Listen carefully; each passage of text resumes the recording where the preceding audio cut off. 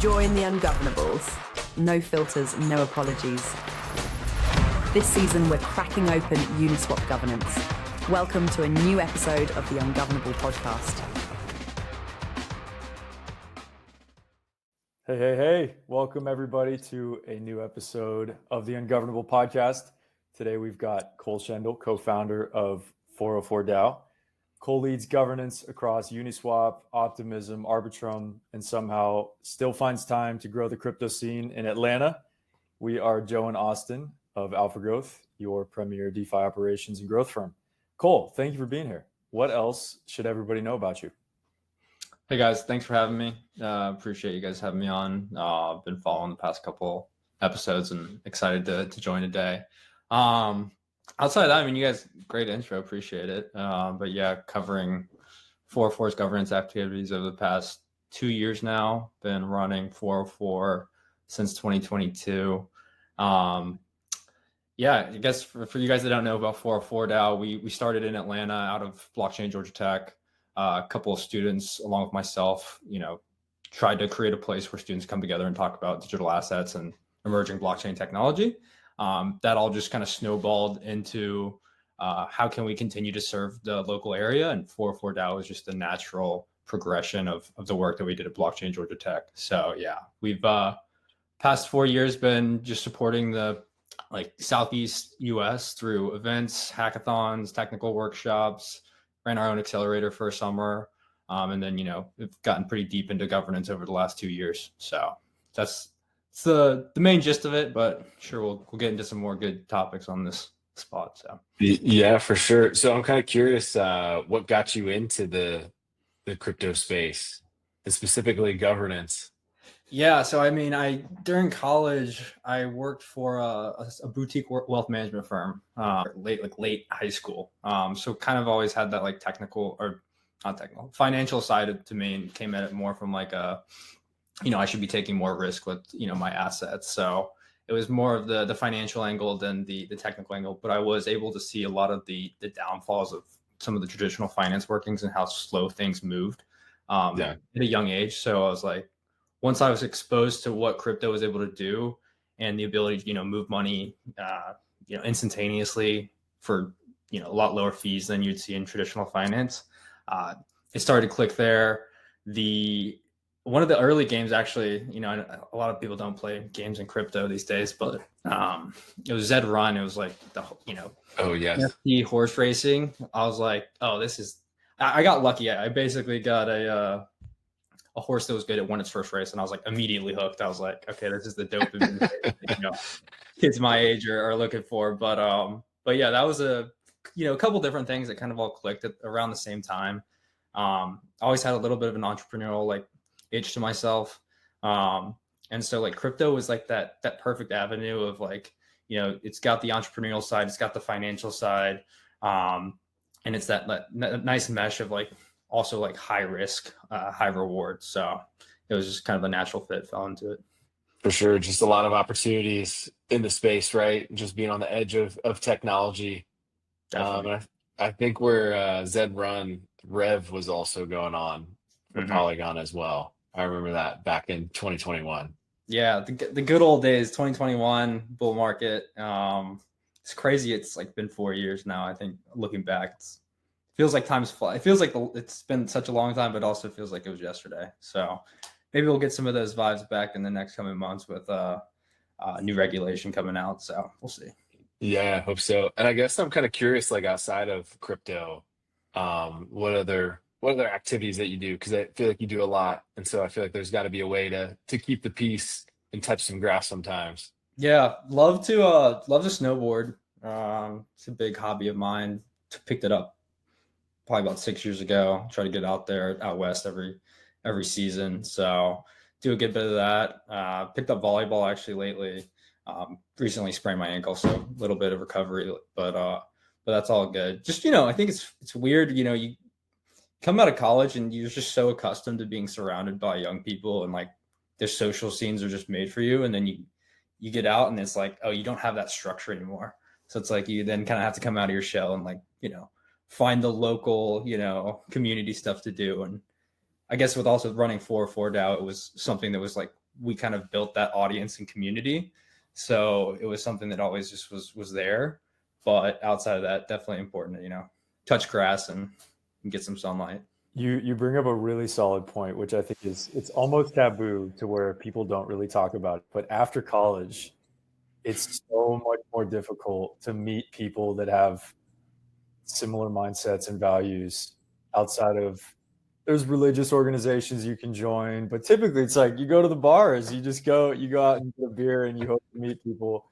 I don't think that's necessarily the healthiest way to find it, but I think what you guys are doing is really awesome. It really connects the digital and the physical. I think that's, of all the things I do love about working in this industry, one of the toughest aspects is that you're working on your laptop all day and you don't really actually get to laugh with human beings and do, play on the whiteboards with everybody in the office, bring people coffee.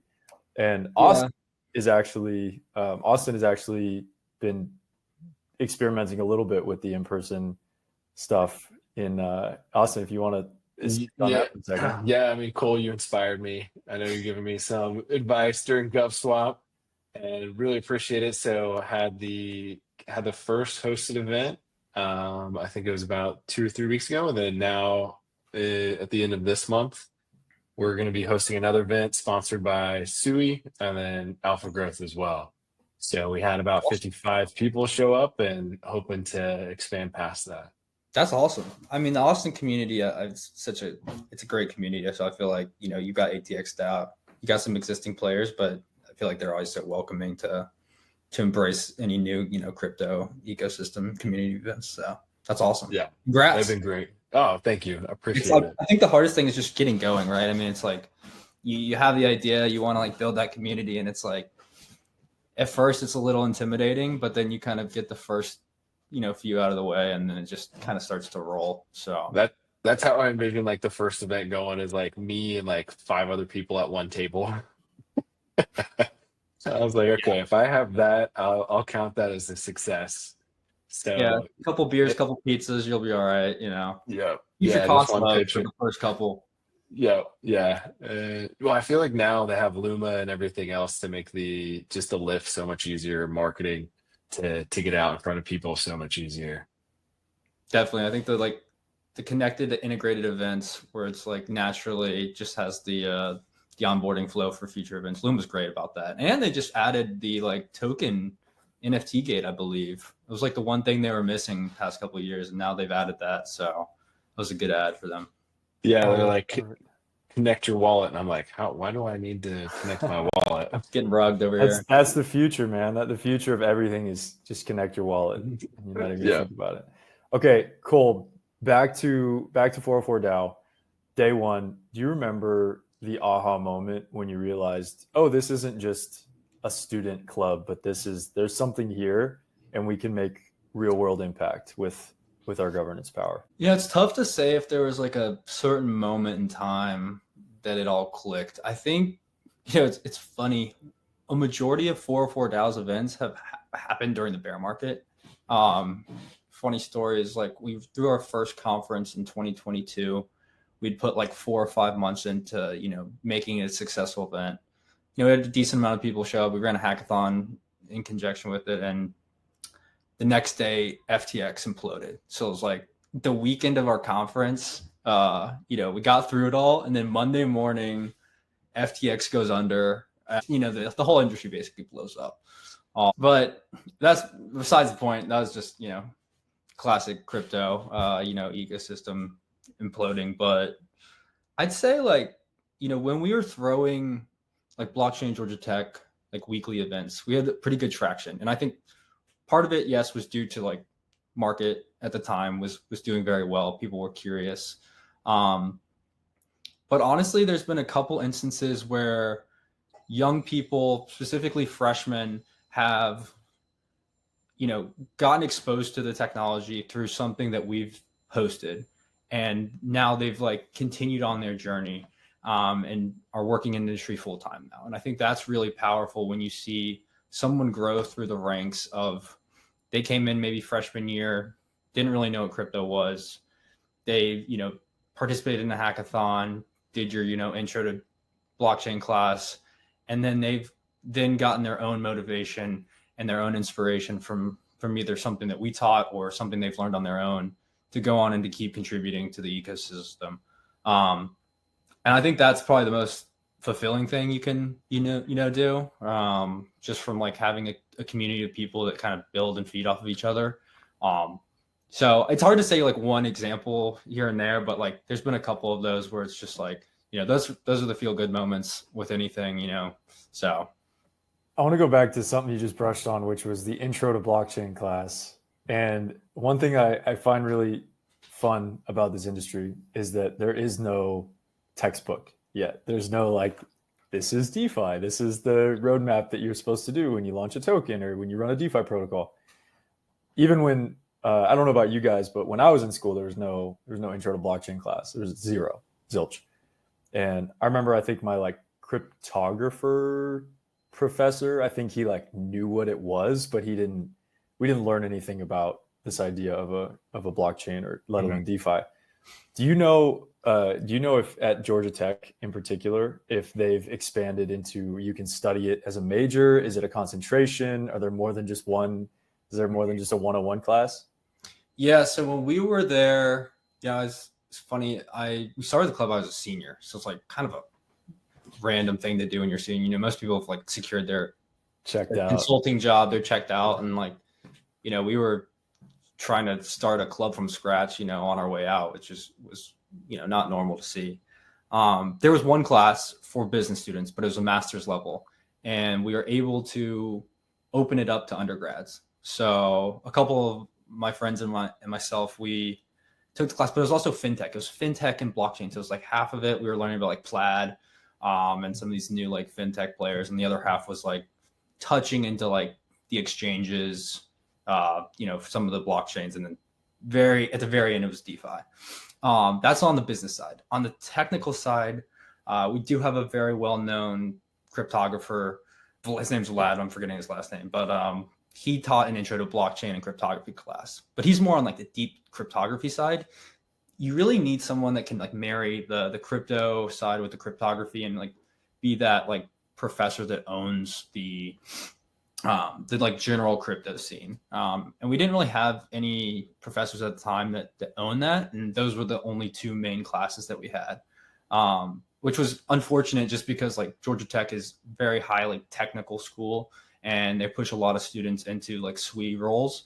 So when we were thinking about it at the club, it was like, oh, this is a very obvious opportunity to like find students thinking about crypto and to give them the right resources, right? Because all these students are capable and able. It's just like, can we introduce them to the right topics, see if there's any passion there, and then give them enough access and education to let them go, do what they need to do. So no, we didn't really have an intro to blockchain class to answer your question. So we ended up making like a small like 10-week course as a part of our club to kind of get people acclimated, whether it was like setting up a wallet, doing a couple swaps. And that still kind of goes on today. It's a little bit more technical in nature now with how the club does it, but yeah. Where can I take this course? I've been meaning to set up a wallet. I can send you the slides, but we might have it on the Blockchain Georgia Tech website. I don't know if it's still up there, but yeah, we tried to make it pretty accessible for people. That was always a decent onboarding opportunity. But I think, blockchain clubs are in a tough spot right now. Between all the different ways that kids are getting pulled for AI and this and that, it's, I really commend the folks that take the time to try to run blockchain clubs, because I know how hard it is. But it's so important for our ecosystem. If you think about pipeline development and making sure that we have, new talent coming into the ecosystem, making sure that, young people are getting exposed to opportunities in the space. And Cole, what advice would you give to like somebody starting a blockchain club in a different city? I would say find a champion on campus. You need someone, either a professor or staff member, you need to find one professor and one other student that's passionate as you are about it. Because that's something I don't think you can do alone, between the amount of groundwork you have to do, getting into classrooms to tell students about what you're doing, or actually like, if you have to do the onboarding and teaching side of things. So having a professor specifically that can champion you and promote what you're trying to do is night and day difference. And we've seen that across the board at a lot of different schools. Like UT Austin actually is a great example, where they had a great professor that was championing, what they were trying to do. And the amount that can happen when you have someone internal to the university pushing things forward, it's night and day difference for what you can get done and what you can execute on as a school club. Because there's a lot of just limiting factors, right? I mean, it's like 20-year-old kids coming to deans asking for money to do this, crypto thing, immediate red flags for them, right? And they have no incentive to take that on. So if you have someone that does, get it, then it's huge. But I'm sure the longevity of the program as well, right? Because like if you being a senior, kind of graduating, everything could essentially just leave with you. Yeah. And there's nobody else to continue it on. But if you have that champion professor, they're going to be making sure that the club lives on. Yeah, it's tough with turnover. I mean, we've seen it at Georgia Tech, like, especially with how volatile the market is, attention is constantly, it's pretty fickle with students. So, making sure you have systems in place and a professor that is tenured is something that is, structured like that. It helps you kind of keep that going. Have you been approached by other folks about like, hey, Cole, will you help as an advisor to help us set up this blockchain club, either city focused, university focused? Has there been a lot of that? Yeah, we made it a focus during the conference Web3 ATL to try to attract as many students, especially in the Southeast, because when we were throwing the conference, it's like you think about the core areas, specifically in the United States, that are prime areas for talent, right? The Northeast is covered. You've got plenty of conferences up there. Texas is pretty covered just because Austin's kind of a hub, and the West Coast is definitely covered between San Fran and the events out there, as well as ETH Denver, right? So our like main goal was try to like pull in from the surrounding universities, think Vanderbilt, Virginia Tech, NC State, some of the HBCUs, and provide like an outlet to like that crypto event in the Southeast. And so like we've had discussions around like, what would you recommend? But even then it's really difficult. You have to have a group of students that are very passionate about it, and they have to go, sometimes being the crypto guy on campus isn't the most fun. But, anyone that is, doing the legwork to try to promote adoption and education of the space it's very admirable. Yeah, you got to get them while they're young, right? That's the military's motto. That's why they recruit kids when they're younger, because they're like, yeah, sure, let's do it. No, definitely. I think that's like the key thing, right? It's like you come into school as a freshman, right? And this is the case with Georgia Tech, right? Like you have pipelines, you have pathways that are already formed for you. They've been ingrained over years and years of curriculum. And it's like, okay, you have your consulting pathway, you have your investment banking pathway, you have your sweep pathway, right? And so like for anyone that is running a blockchain club, the biggest thing you can do is think about that like pathway development and how you can basically meet the needs of students, right? Where it's like they need internships, they need education, they need networking. And so designing your programming and your products, I guess, around those needs is critical for the success of the club. Yeah, it's funny you mentioned that. I haven't actually seen really any emphasis on internships in this space. Yeah. I think that we're severely lacking in that department. I think that's low-hanging fruit, because this space thrives on high agency, young, hungry, motivated people. And I think the best place to find that is university students. So yeah. I think there's a great intersection of supply and demand that has not really found it's super tough. I mean, like you think about it, like you're 100% right. We don't have a ton of internships, and like that is the natural thing for kids to plug into. And like you think about how structured some of these consulting internships or corporate internships are, where it's like they're so thought out. They span over like 2 years sometimes with these co-ops. And we don't have that same structure.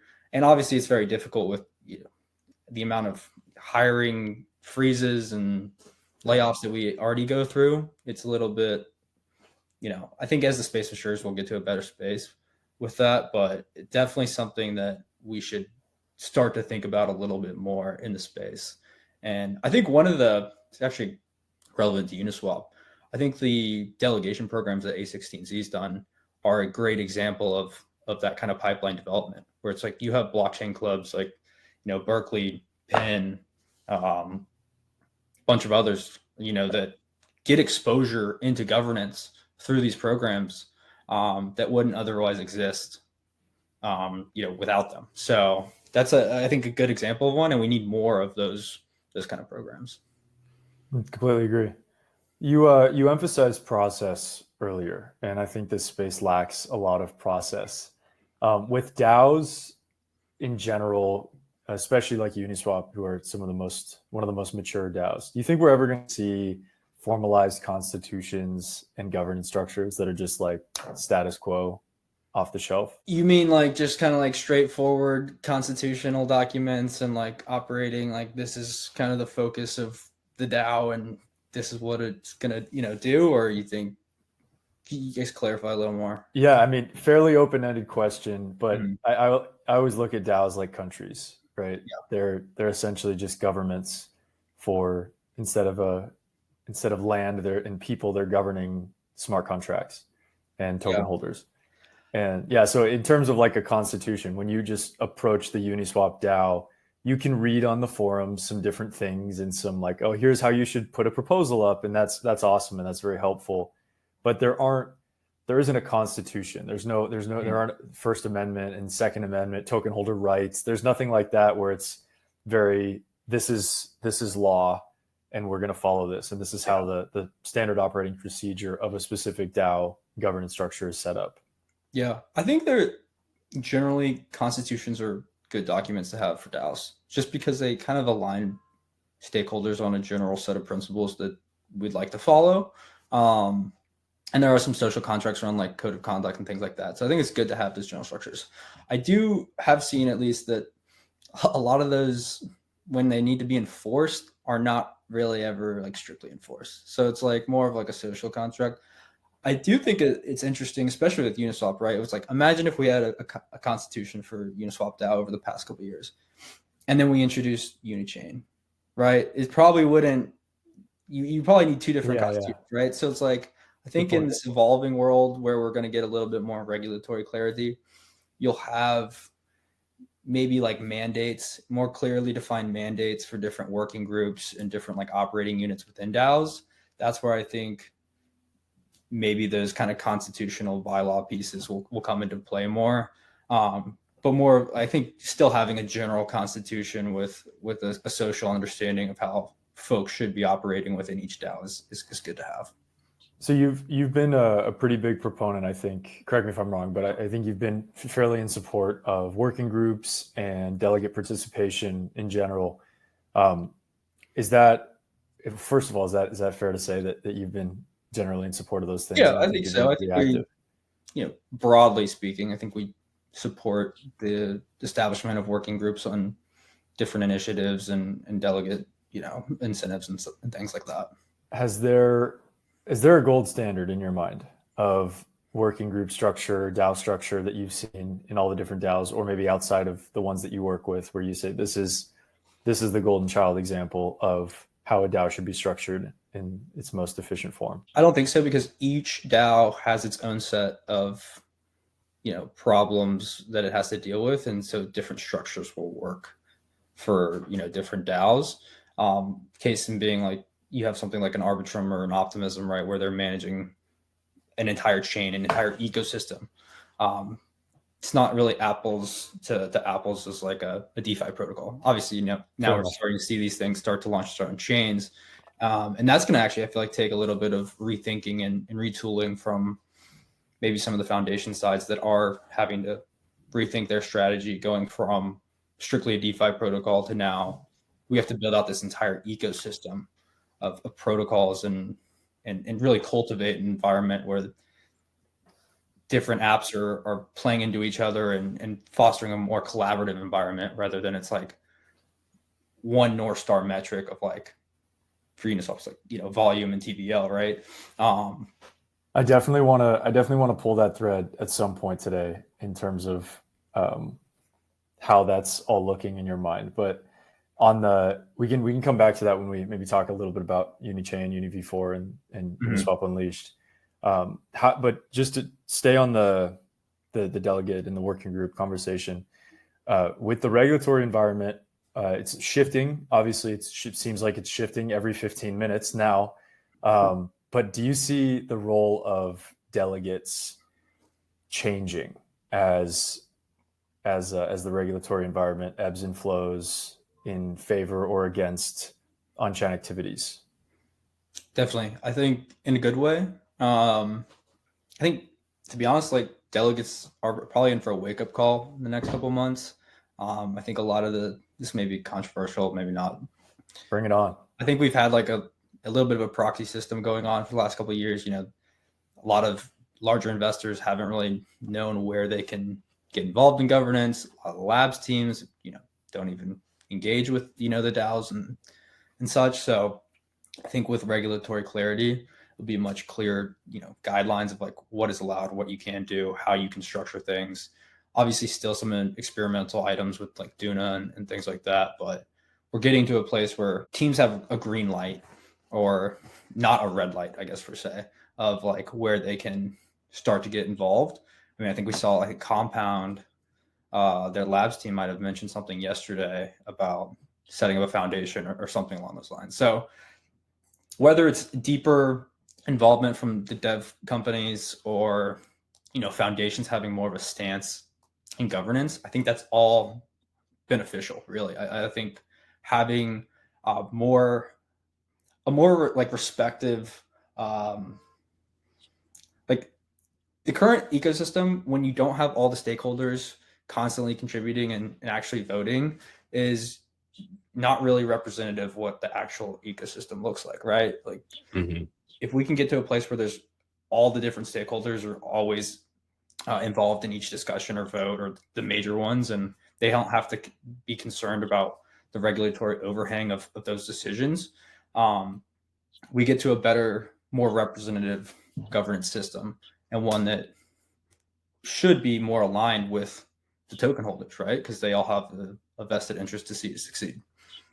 Yeah. So do you see as like mostly we're seeing more and more like actual token holders participating in governance? Like what in your mind, what might that end state look like? It feels like we're kind of going through that transitionary period right now. Yeah, I think it's hard to say just because we don't know what the regulation looks like yet. So it's hard to, I guess, foreshadow how everything will start to fit together. But I do think there has been a little bit of I don't want to say delegates are spoiled, but like in a way, like delegates have gotten a misrepresented version of what governance will actually be. And so Gotcha. they've gotten accustomed to a certain system that was actually really just not as representative of what it actually was to begin with. And that was just due to like the regulatory environment and uncertainty.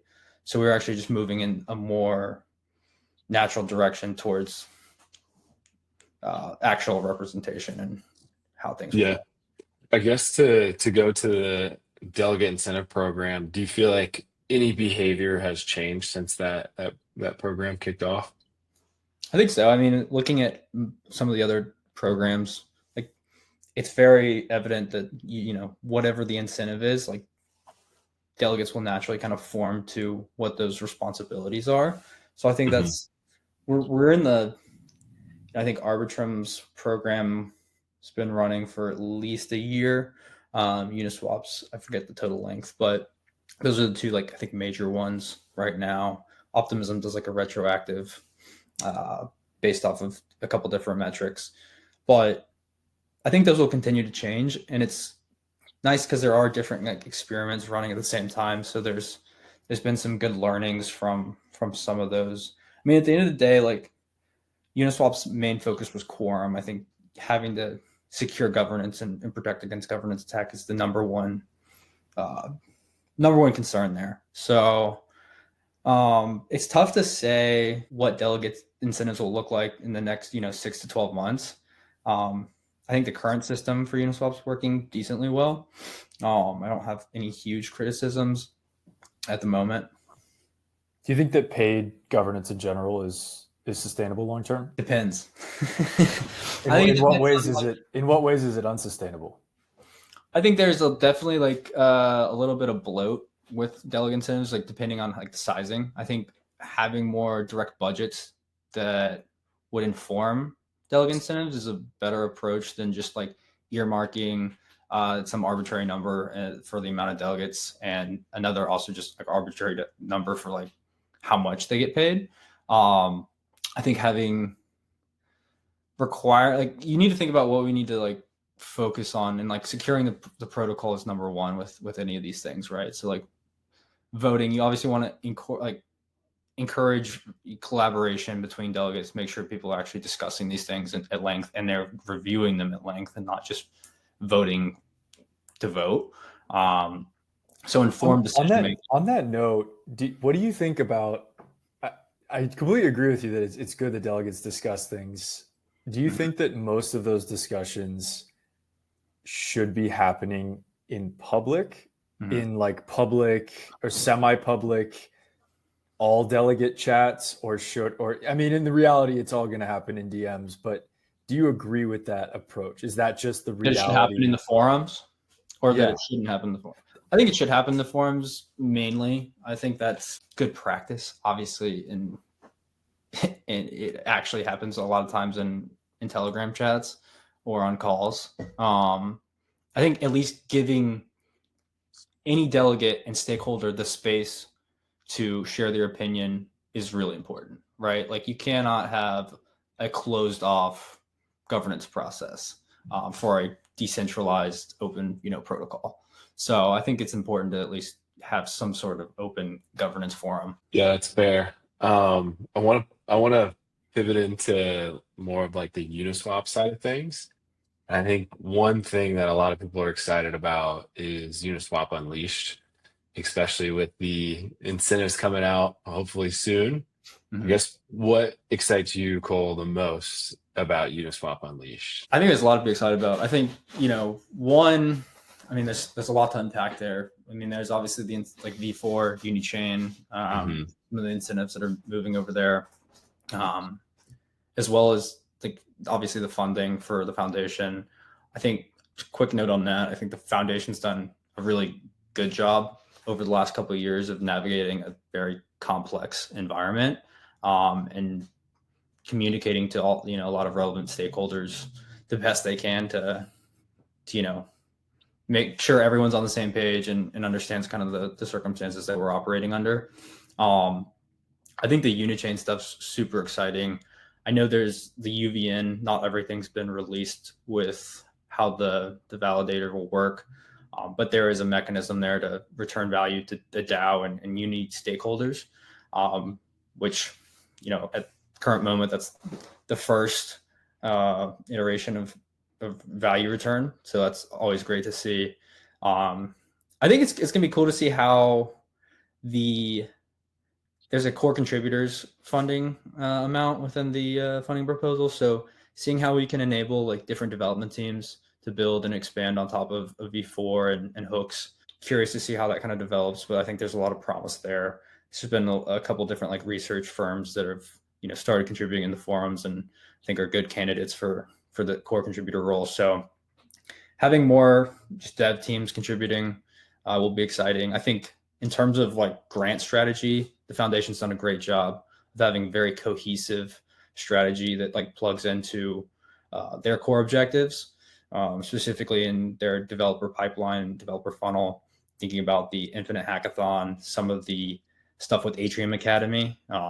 Personally know a couple of Hook developers that went through that, and they said it was probably one of the best dev workshop / hackathon academies that they've ever done.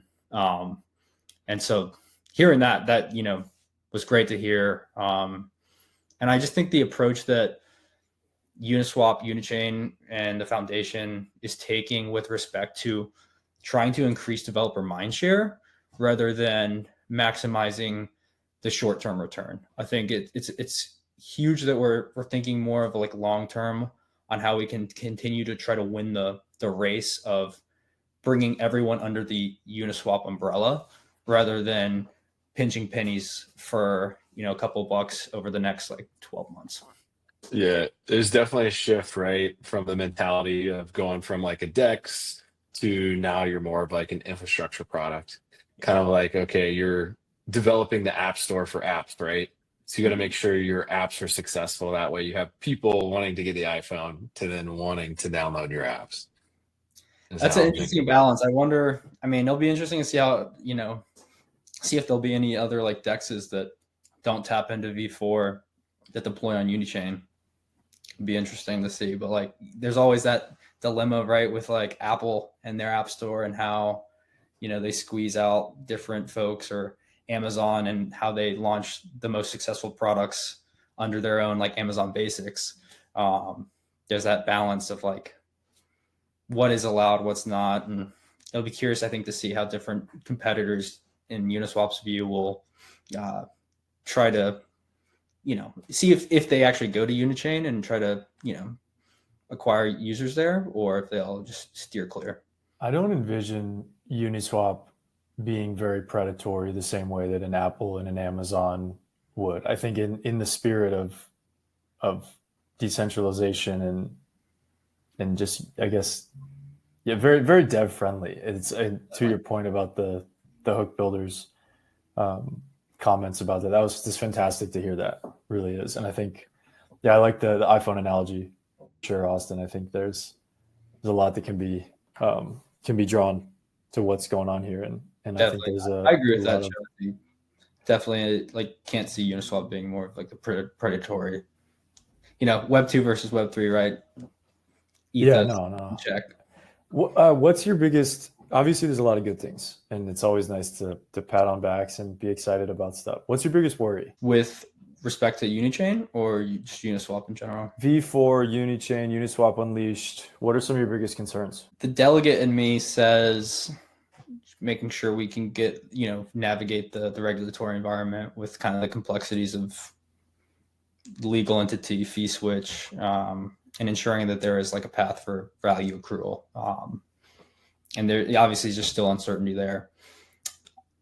I'd say with more respect to Uniswap and the success long-term is like finding a deeper alignment between all of the entities. I think generally most DAOs have some sort of communication with the labs team, the foundation. Everyone is kind of organized in some way to like push things forward. And I think hopefully over the next, couple months and years, we have deep alignment where we're all working towards the same goal, and there isn't that divisiveness of like people thinking that one entity is, benefiting at the expense of another. But no, I'm not super worried about that, but I think that's more of like a general concern most people have. And I think Dune is going to definitely help with probably a big piece of that regulatory chunk. I think Uniswap as a thought leader, the position that it's in, I think would be great for it to come out and try this thing and make it happen and make an example of what to do, how to do it, and hopefully it can be the gold standard for definitely the shell. Yeah, I think at least from what I'm hearing, I'm not in the discussions in DC, but at least what I'm seeing from a couple of folks in our network and just, seeing what they're doing on the front lines. It just seems like it's night and day difference. Just a tone shift over the last, even six months from what was people were having to deal with to now. It's really exciting. And it's funny because, this was all we were asking for years, right? And like ETH's under 2K, people are like depressed on the timeline. Like, I'm like, people, I don't know, this space lacks patience sometimes, and I understand it. There's a lot of financial incentives online, but I think just if we all get comfy and, we've been here for a couple of years already, we might as well stay around for a couple more. So, and stop checking the charts, people. Just ignore it. Just don't look at it. Easier said than done. Get better anytime soon. Definitely. I guess on the topic of Cole incentives, what's your kind of your core philosophy around incentives? Is it to like spend to grow, or are we really trying to in-game spend to earn? I think you still should think about a lot of these DAOs as high growth startups. I mean, Hmm. at the end of the day, like crypto incentives are to incentivize usage. Now, I think there should be a progressive path on incentives where it can be very highly targeted for meeting certain, objectives, right? It's like have very narrow focused incentives for what you want to do rather than like broad, everyone can eat, everyone gets incentives. Because in those environments, you tend to then have, at least at more of the ecosystem level, starts to be negatively affecting each other, where it's like your incentives are actually competing with your own incentives. So being very hyper focused on where your incentives are going to and making sure that you're not creating a conflicting incentive. And something that I think we saw a little bit with Arbitrum. I know a lot of people like to hate on Arbitrum, but they've done a lot of good work with the DAO and how decentralized it was and how decentralized it is. And they've learned a lot of lessons over the time. But one of the things with like the long-term incentive pilot program and STIP was like before the Arbitrum airdrop, there was all these protocols working together. You had a strong culture of how can we help each other. And then when you introduce this like mass incentive program, it ends up pitting everyone against each other, right? And it's like, oh, they got incentives, I didn't get incentives. And it like flipped I think a little bit of the culture there where it was like we all were working together because we're all Arbitrum. Then it was like incentive this, incentive that. And so I think if you can keep a very narrow focus on setting those objectives top down, you kind of promote a more direct outcome rather than keeping it open to have all these kind of unfortunate situations happen and kind of deter the entire environment ecosystem. Is there anything that we could change about DeFi liquidity incentives to where it would be a little bit more of a sustainable flywheel rather than just, like you said, mercenary capital and potentially cannibalizing your partners? I always liked, I know T-Norm, he always had his idea on like direct to contract incentives. He did a little bit of that where it's like, you don't pick protocols, you pick like pools that you want to focus on. And there, I think they're doing that a little bit with the upcoming incentives, but that kind of goes back to that very narrow focus where it's like, we want to, support stablecoin adoption on Unichain. It's like, then we should be juicing only, certain stablecoin pools or pools and just have that narrow focus so that you don't have so many things being incentivized at the same time. People are like, don't know what to go for. So having more direct incentives with intended outputs, I think would shore up the DeFi incentive problem. Gotcha. So less like analysis paralysis and more, hey, we're gonna double down on these efforts rather than just trying to throw spaghetti at the wall. Yeah, I mean that's tough though because it's like different stages of product lifestyle. You're gonna need to do different things. So it's like it's easy to say now, like Uniswap's very established. It's like they can basically pick and choose. But like early on, obviously, makes sense to highly incentivize your protocol for usage. But the last thing we want for a long-standing protocol like Uniswap is for the incentives to be the product, right? When it's not. Yeah, and I guess like going into like new deployments of Uniswap, how do you kind of evaluate in your mind like what's a good new chain to go onto and if they deserve incentives or like co-incentives in that instance? Yeah, I think a lot of the existing programs for the DAO were around like getting a first mover advantage on some newly launched chains. So, well, I think that's powerful to have that first mover advantage. Uniswap benefits from having that brand advantage. So I'd say for Uniswap, since it does have that brand advantage, you'd have to look at like unique distribution opportunities. I know we've kind of chatted about this a little bit, but finding new ways to meet users where they are, and maybe they don't know they're using Uniswap. Like I'm a big fan of Farcaster. I would love to see more like they just changed from frames to mini apps, but love to see more like mini apps that bake in like Uniswap. Specifically for chains, though, I think, obviously like base plugged into like the Farcaster ecosystem. I want to see like at least a minimum amount of like TVL and usage.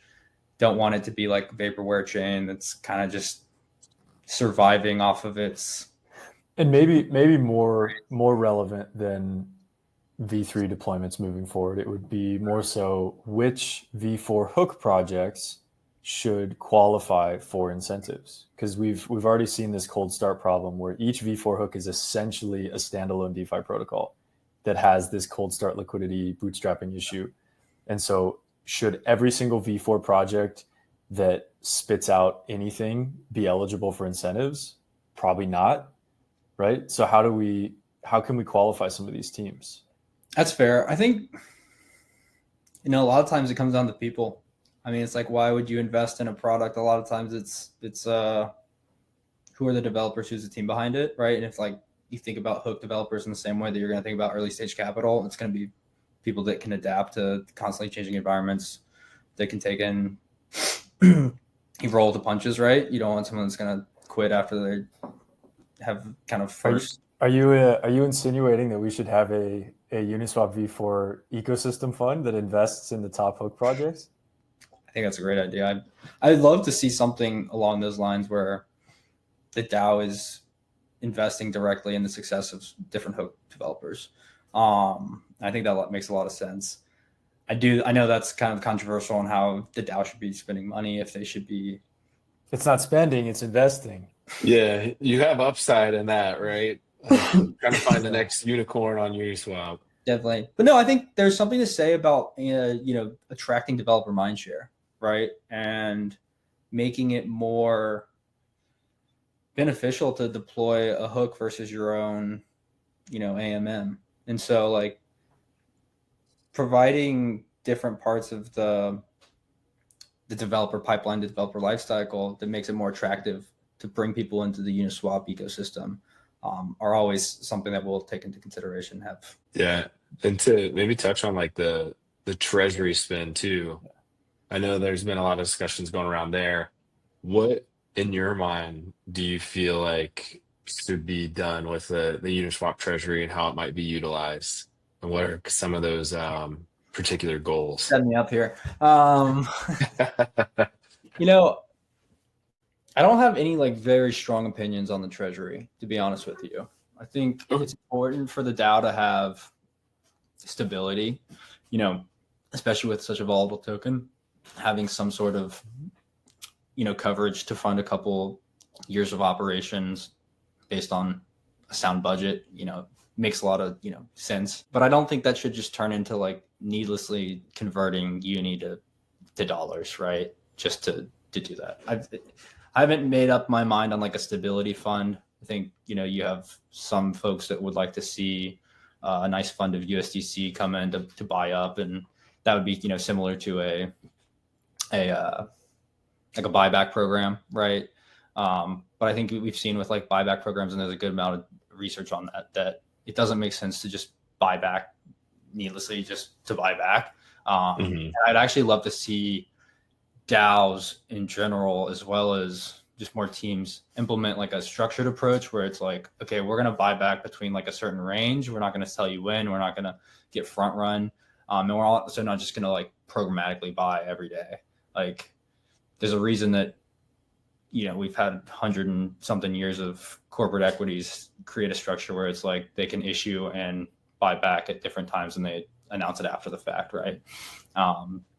So I think that's something that, is kind of maybe leads into another concept problem that DAO space is like, since we are always operating in this public forum, you're kind of always operating at a lag, just because it takes time to get things through, but all that stuff does get front run too. So I think maybe like empowering certain groups of trusted individuals to be able to execute on behalf of the DAO that doesn't have, it has the same reporting and transparency requirements, but if it is doing something that is in nature, that is time sensitive, maybe they have a different reporting requirement so that they can execute to the best of their abilities. Cole, do you think that within the Uniswap DAO there should be a greater focus on serving the Uni token holders? Definitely. I mean, I think that was, that's part of the mission of kind of the DAO, right? It needs to kind of think about the uni token holders. So I think and what we're starting to see that with, I think, Unistaker is in the works. And once that kind of gets set up with some of the other pressing legal things, then there's more of a mechanism to return value. And I think I know this kind of gets lost where it's like people want to always ensure that there's some sort of value return, right, to the DAO in some capacity, whether to a fee switch or through investments in some capacity, right? But if you think in like the long term of like where Uniswap is in the like larger battle of liquidity, there's so much to go. There's so much more liquidity to bring on chain. So it's like keep working on that outward network growth, and then the Uniswap token will take care of itself if you can continue to grow the pie. I think that's a fair take, definitely. In terms of the fee switch, do you have any sort of existing concerns about the fee switch, the plans of the fee switch, anything from a regulatory perspective, from a functional financial perspective? Where's your head at with the fee switch? There's been so many like legal discussions around it and a lot of considerations around like how the fee switch should operate and what is regulatory like approved and what's not and how it should be wrapped and such. So I'd say right now I don't have I have an opinion, but I don't have anything that's like maybe like crazy out there on like how it should be set up. I think the big thing is I think delegates should lean into trusting a lot of the guidance that they're getting from the foundation and a lot of the work that they've done, because they've been having a ton of those discussions and working to make sure that there is a path forward for the fee switch, for the DAO in general to be more enabled to support its own destiny. And while it might not be moving at the speed everyone likes, it is moving forward. Yeah. So yeah, it's moving at a U.S. legal speed. Exactly. So, I mean, that's the fun thing, right? We built these systems to not conform to the legal systems, but here we are, working our way into them somehow, some way. I get it. I guess, Cole, is there any other experiments that we should be running like as Uniswap? I mean, there's 1,000 things you can do. I know you guys have some good ideas on that. I think thinking about new ways I think we need more front ends, to be honest. It's like at the protocol level, we need to be thinking about unique distribution opportunities and more front ends beyond the few that we have. They all do a great job and serve a certain purpose. But we should be thinking about new innovative ways to reach new users where they are. I think that's the key thing, right? Uniswap wallet was made because you need that direct distribution for the wallet. And so I think different exchanges, right? I think maybe there's an opportunity I know it wants to be the exchange layer, but some sort of on-ramp, right? And I think they probably are solving that a little bit with Uniswap wallet, but just thinking about that full stack and how we can, meet the user where they are is key. Mm-hmm. What's your most contrarian view that you hold about Uniswap governance, Uniswap ecosystem, V4, Unichain? I feel like I don't have a real contrarian opinion on any of those things, to be honest. I know that's like probably the worst answer you guys were looking for, but I feel like I fit more in the basket of I see what work has been going on, and I understand that there's a lot of complexity behind it. Maybe my contrarian view is I think Unichain is going to be difficult. It's going to be really hard for us to bootstrap and grow an environment, an ecosystem that already has a token launch, right? If you think about most of these chains, the deploy and stuff, they get initial users because they don't have their token yet. So it's going to be a really interesting case study of an ecosystem that has already launched a token, that already has an existing user base spread across multiple chains, that is now trying to aggregate its users to a new chain where it's already launched a token. So it'll be interesting to see, but obviously there's going to be a lot of groundwork that's going to need to happen to make it successful. Yeah, then you almost even have yourself fighting against yourself, right? Because like a win on base would not be a win on Unichain. Mm-hmm. So now you're contradicting itself. Oh, I don't know how I did that, but It's pretty cool with balloons. yeah. All right. Cool. I guess I'm curious, what's you guys, do you have any alpha? Like, do you have an underrated project that you've been scoping out that you're interested in? I think the alpha is for people to get more comfortable just casually acting on chain. I think like you will naturally come across more opportunities if you are just a casual on-chain enjoyer. So vanilla. Come on, give us terrible, isn't it? But no, I think to be honest with you, like the most alpha that I've gotten over the last year has been hanging out on Varcaster, to be honest with you. Like small micro communities typically bear the most fruit, in my opinion, as they kind of catch and grow. So find little like niche areas of the internet to hang out in, and the rest will take care of itself. Sorry, that sucked for you guys. You're looking for something like this year. All right. Hey, this isn't for us. This is for the listeners that have been crossing their fingers. You're going to drop some alpha for the world. All right. If you had total control, 41 million Uni tokens are delegated to you right now. What is the first thing you would do? 41 million delegated to us? You are the captain now. I would execute on the distribution pathways, to be honest with you. I think finding new ways to acquire users is going to be the biggest thing, especially ones that are not into crypto yet. So it's designing programs that grow the pie for us, and continue to increase developer mindshare, developer adoption, and therefore growth of the Uni token. Top of the funnel. Mm-hmm. Yeah. Beautiful.